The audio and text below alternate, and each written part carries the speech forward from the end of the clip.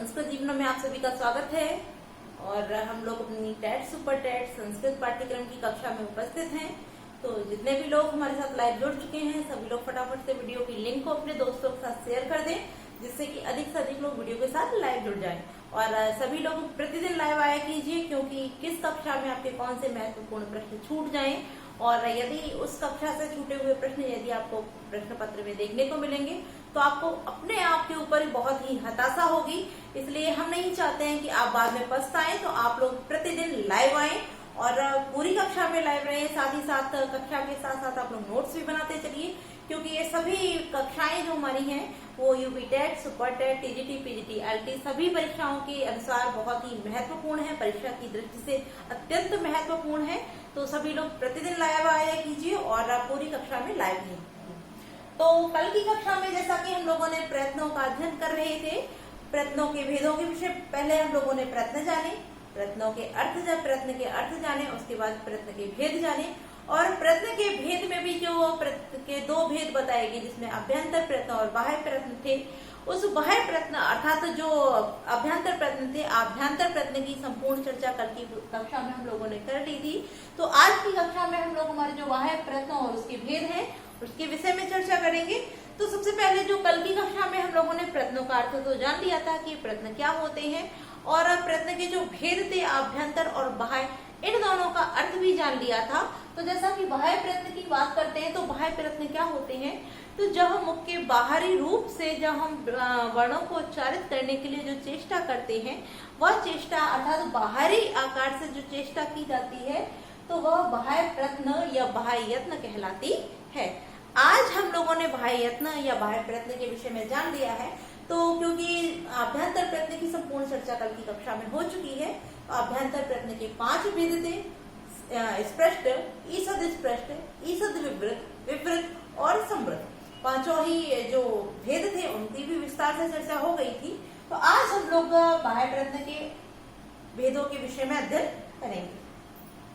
तो आइए आज सबसे पहले हम लोग यही जानते हैं कि बाह्य प्रयत्न का अर्थ, जैसा कि हम लोगों ने जान लिया है कि जब वर्णों को उच्चारित करने के लिए हम मुख के बाहरी भाग से यत्न करते हैं, प्रयत्न करते हैं, तो वह हमारे बाह्य प्रयत्न कहलाते हैं। अब उसके भेदों के विषय में यदि हम बात करें तो बाह्य प्रयत्न के कुल कितने भेद होते हैं, तो बाह्य प्रयत्न के भेदों की बात करते हैं तो बाह्य प्रयत्न के 11 भेद होते हैं। कितने भेद होते हैं? 11। ठीक है, बाह्य प्रयत्न के कुल 11 भेद होते हैं।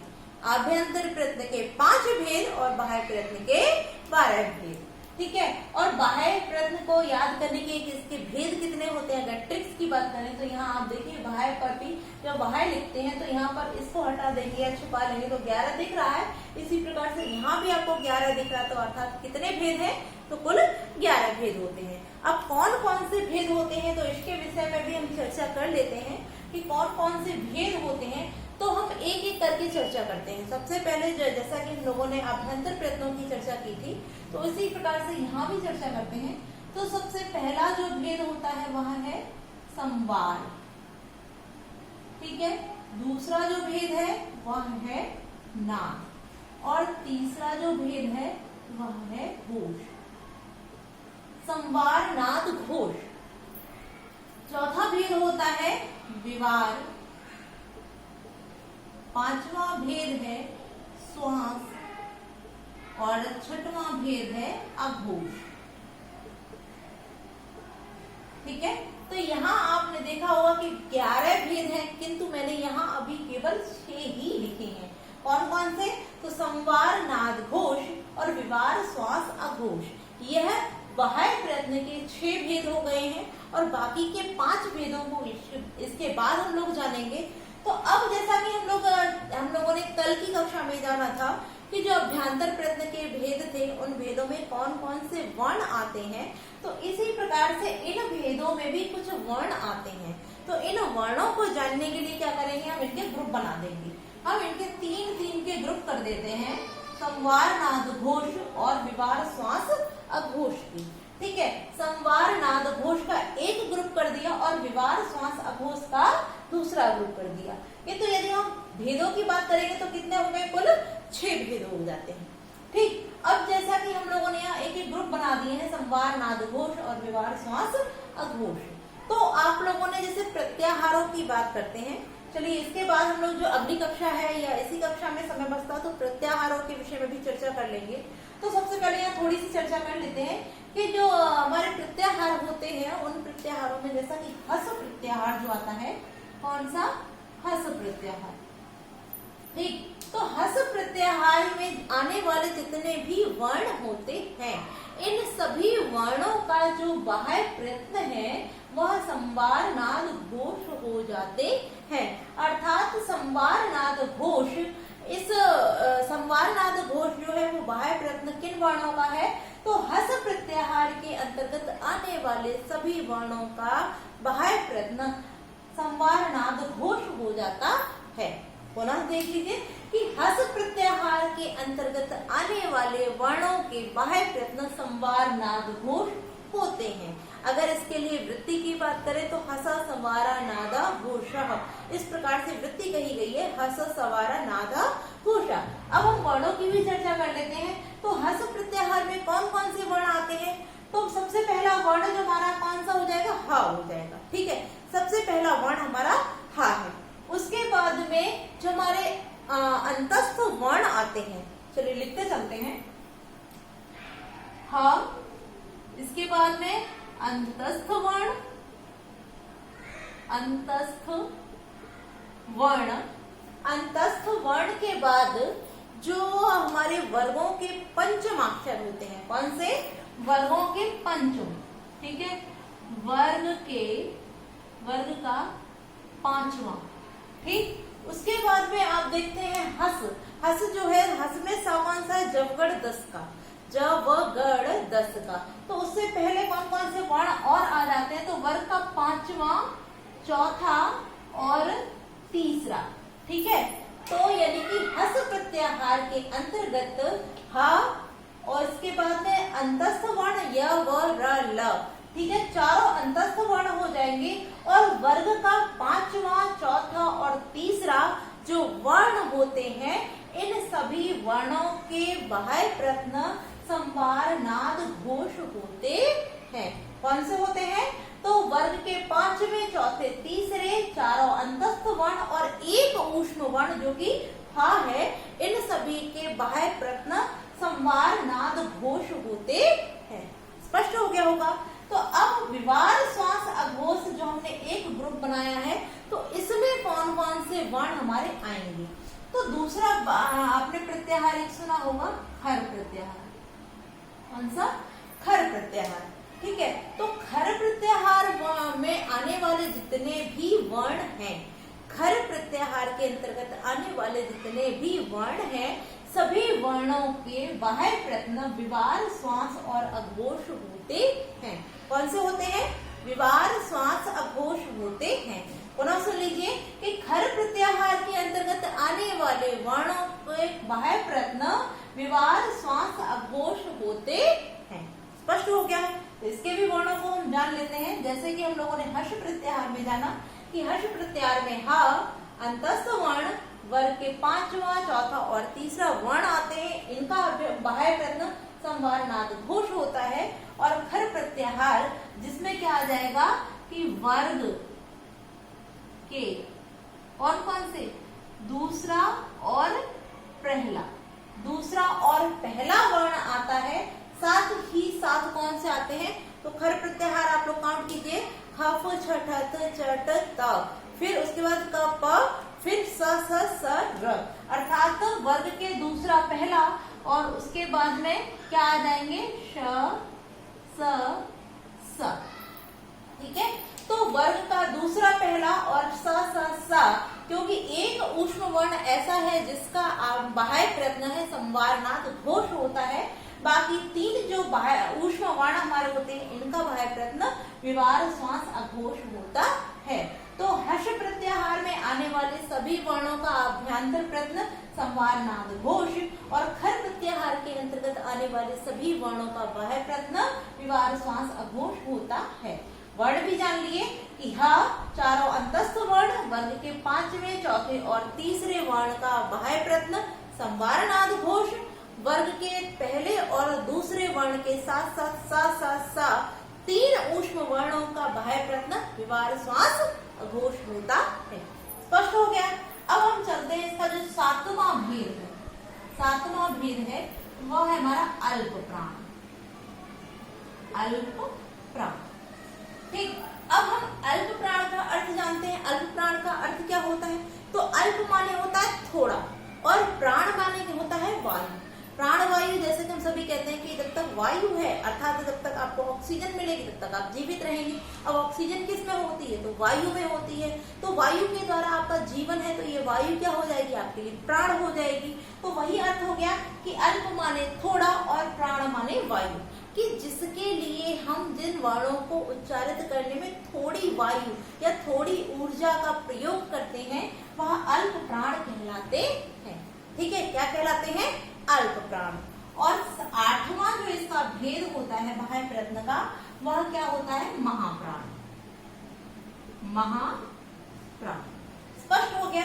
तो अल्प प्राण आप जान गए। उसी प्रकार से महा माने होता है अधिक और प्राण माने वायु। और जिन वर्णों को उच्चारित करने में अधिक वायु या अधिक ऊर्जा की आवश्यकता होती है वह महाप्राण कहलाते हैं। क्या कहलाते हैं?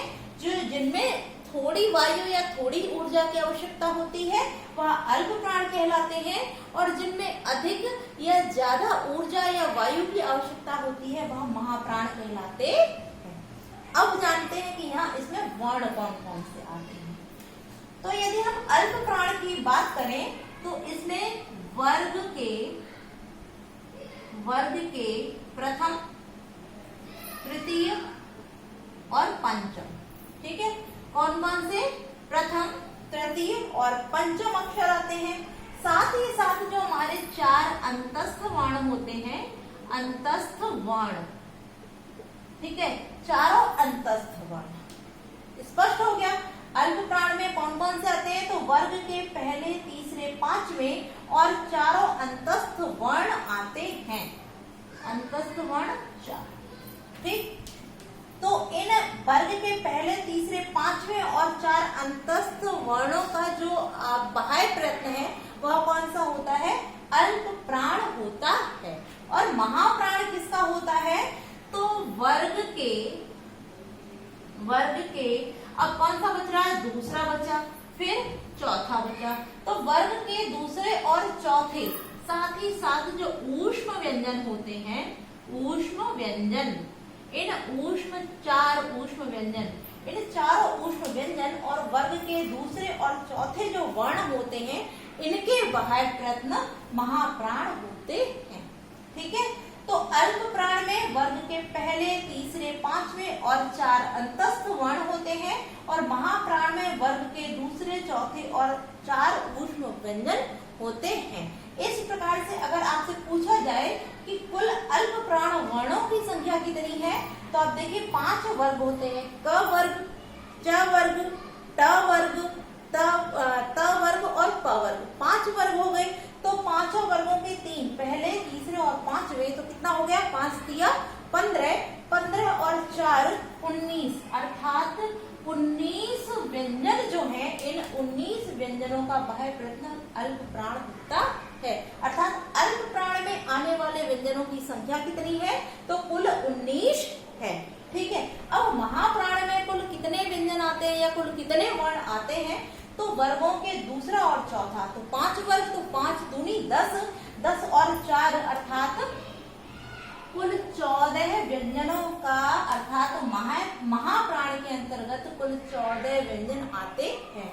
अर्थात अल्प प्राण में कुल 19 वर्ण और महाप्राण में कुल 14 वर्ण। तो आपके 2 प्रश्न ये क्लियर हुए कि महाप्राण के अंतर्गत कितने वर्ण आते हैं। 14, 19, 21, 22, 23 ऐसे कुछ भी दे सकते हैं। तो कितने हो जाएंगे महाप्राण में? कुल 14।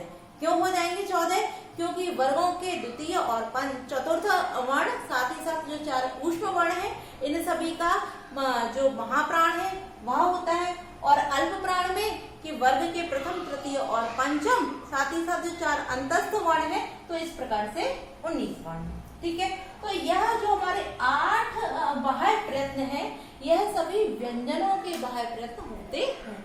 अर्थात जो बाह्य प्रयत्नों की संख्या में 8 है, यह 8 हमारे किसके किसके होते हैं?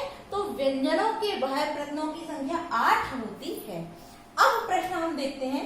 हम लोगों ने संवारनाद घोष जान लिया, हस प्रत्याहार में आने वाले सभी व्यंजनों का या सभी वर्णों का बाह्य प्रत्यय संवारनाद घोष होता है। किंतु यहाँ प्रश्न एक और बनता है कि प्रत्येक व्यंजन के कुल कितने बाह्य प्रत्यय होते हैं। पुनः सुनिए कि प्रत्येक व्यंजन के कुल कितने बाह्य प्रत्यय होते हैं। तब आप यहाँ देख रहे होंगे कि हस जो प्रत्याहार है इसमें जितने भी वर्ण हमारे आ रहे हैं उन सबका बाह्य प्रत्यय कितने हो गए, तो संवारनाद घोष 3 दिख रहे होंगे। ऐसे ही आपने यहाँ देखा खर में भी कि यहाँ ऊष्म 3 हो गए, ये एक चौथा ऊष्म हो गया, यहाँ अंतस्थ भी है, सारे अंतस्थ हो गए, सारे ऊष्म हो गए। वर्गों का 5वां, चौथा, तीसरा यहाँ है, दूसरा पहला यहाँ है, तो वर्गों के 5 वर्ण हो गए, ऊष्म भी हो गए और अंतस्थ भी हो गए। तो तात्पर्य कि यहाँ 3 यहाँ हो गए और 3 यहाँ। तो आपके जहन में आ रहा होगा कि प्रत्येक व्यंजन वर्ण के जो बाह्य प्रत्यय हैं उनकी संख्या कितनी हो गई, 3। यही आ रहा होगा ना। किंतु आप लोग पुनः देखिए यहाँ नीचे और लिखा हुआ, क्या लिखा है कि वर्ग के पहले, तीसरे, 5वें और अंतस्थ वर्ण यह किसमें भी आते हैं, अल्प प्राण। अर्थात अल्प प्राण भी क्या है, बाह्य प्रत्यय का ही एक भेद है। महाप्राण में कौन कौन से आते हैं, तो वर्ग के दूसरे और चौथे, साथ ही साथ 4 ऊष्म वर्ण। अब महाप्राण भी किसमें आता है, तो बाह्य प्रत्यय। अब यहाँ पुनः देखिए आप, तब आपके स्पष्ट हो जाएगा कि प्रत्येक व्यंजन के बाह्य प्रत्ययों की संख्या कितनी होती है। आप लोग कमेंट करके बताइए तब मैं भी तो देखूं आप लोग क्या कमेंट करते हैं कि बाह्य प्रत्ययों की जो कुल संख्या है वह कितनी होती है। अर्थात प्रत्येक व्यंजन वर्ण के बाह्य प्रत्ययों की कुल कितनी संख्या होती है। 3 होती है, 4 होती है, 5 होती है या 2 होती है। आप लोग आंसर कीजिए फटाफट से, फिर हम बताते हैं कि कितनी होती है। जल्दी जल्दी आंसर कीजिए।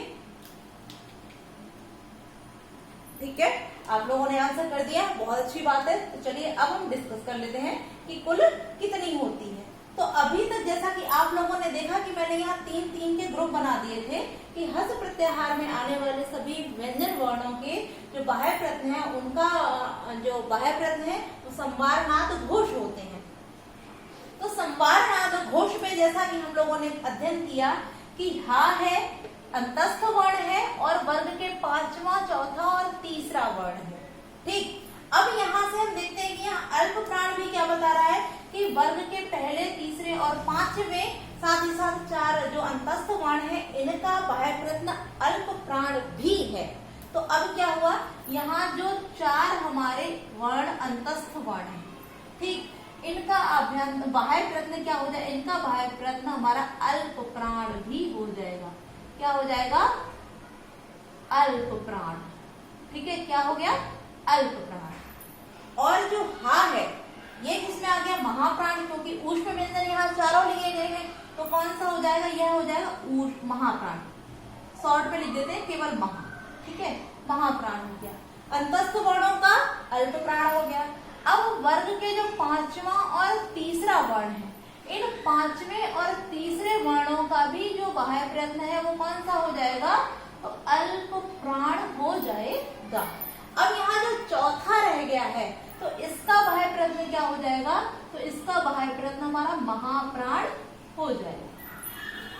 ठीक, स्पष्ट हुआ कि हा वर्ण जो है इसके 3 बाह्य प्रत्यय कौन कौन से हो गए, संवारनाद घोष, और एक और कौन सा हो गया, तो महाप्राण। कुल कितने हो गए, 4। अर्थात प्रत्येक व्यंजन के बाह्य प्रत्यय 4 हो जाएंगे। कौन कौन से, तो हाँ हमारा ऊष्म व्यंजन है, ऊष्म के अंतर्गत आता है, और ऊष्म व्यंजन महाप्राण के अंतर्गत आते हैं। तो इस प्रकार से संवारनाद घोष और महाप्राण इस हा का बाह्य प्रत्यय हो जाएंगे। अल्प जो अंतस्थ वर्ण होते हैं य व र ल, इनकी बात करते हैं तो इन य व र ल संवारनाद घोष के साथ साथ इनका बाह्य प्रत्यय अल्प प्राण हो जाएगा। ठीक है, इसी प्रकार से वर्ग के जो 5वें और तीसरे अर्थात, और साथ ही साथ यहाँ पर भी देख लेते हैं, नहीं सॉरी यही लिख ली, 5वें और तीसरे जो वर्ण है जिसमें पांचों पंचमाक्षर जैसे का ख जैसे वम ये आ जाता है, और जो तृतीय वर्ण जबगढ़ 10। ठीक है, तो जबगढ़ 10 और वम जो आता है हमारा, इनमें जो आने बाह्य प्रयत्न संवार नाद घोष और अल्प प्राण हो जाएगा। और जो चौथा आता है जिसमें झ भ घ और झ भ घ झ भ घ झ भ घ झ भ घ ढ ध जब घट जो होंगे उनके बाह्य प्रयत्न संवार नाद घोष और महाप्राण हो जाएगा। स्पष्ट हो गया? लिख दे। चलिए यहाँ पंचम अक्षर लिख लेते हैं। व म य ड और न। तृतीय वर्ण ज व ग ड़ द। ठीक है, महाप्राण भी लिख लेते हैं। झ भ घ ढ ध। ठीक, स्पष्ट हो गया होगा।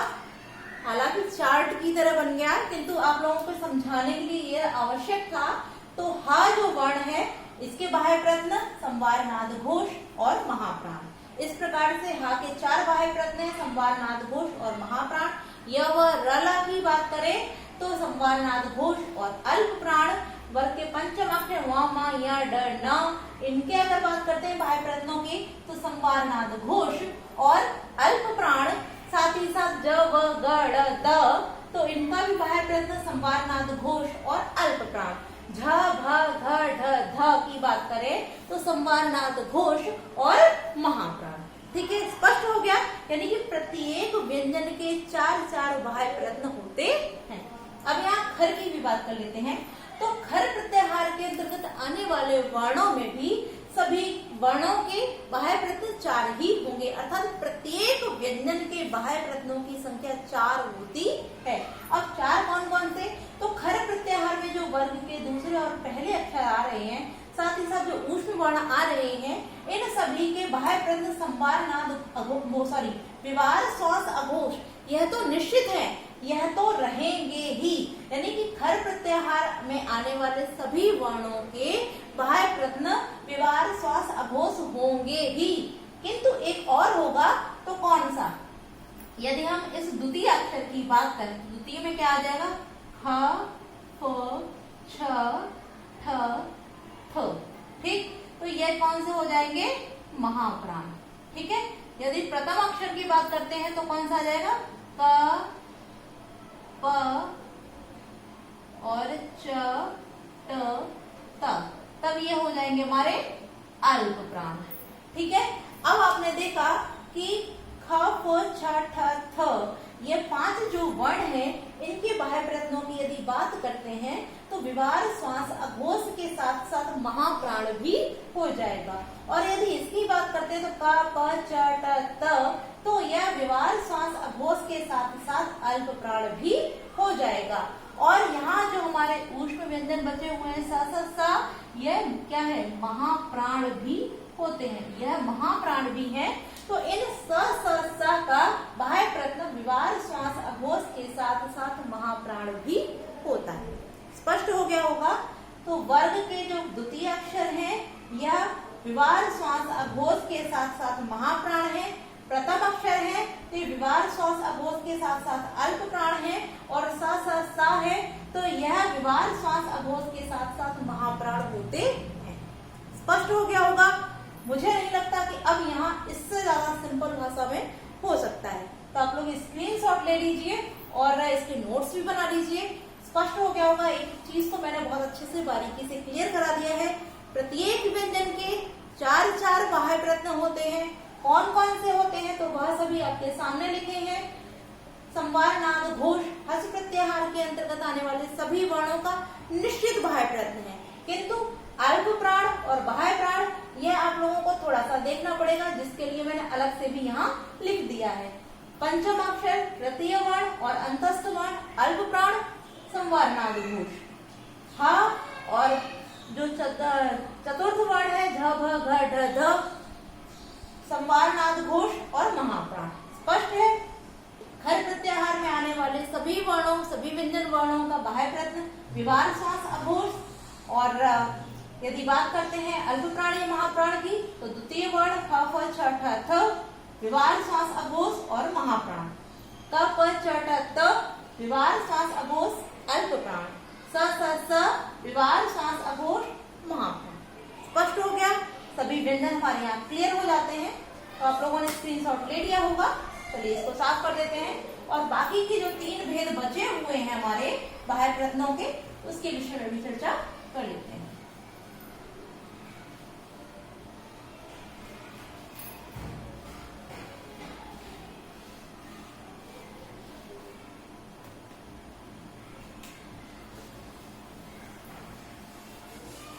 आइए अब देखते हैं हमारे जो बचे हुए 3 रह गए, क्योंकि 8 संवारनादघोष, विवार अघोष, अल्प प्राण और महाप्राण 8 भेदों को जान लिया है।